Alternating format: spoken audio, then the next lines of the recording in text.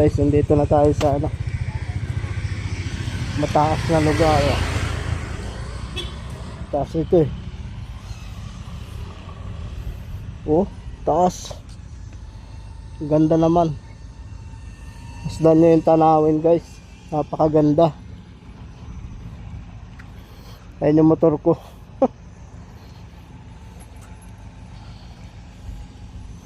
Grabe ang taas.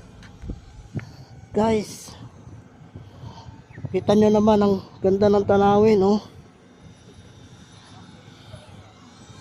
Oh. Grabe, ang ganda. Oh. Ganda ng tanawin.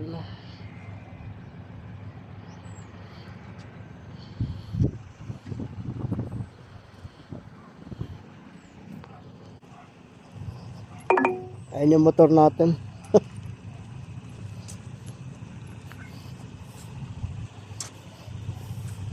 Continue on Diono Highway for 20 kilometers.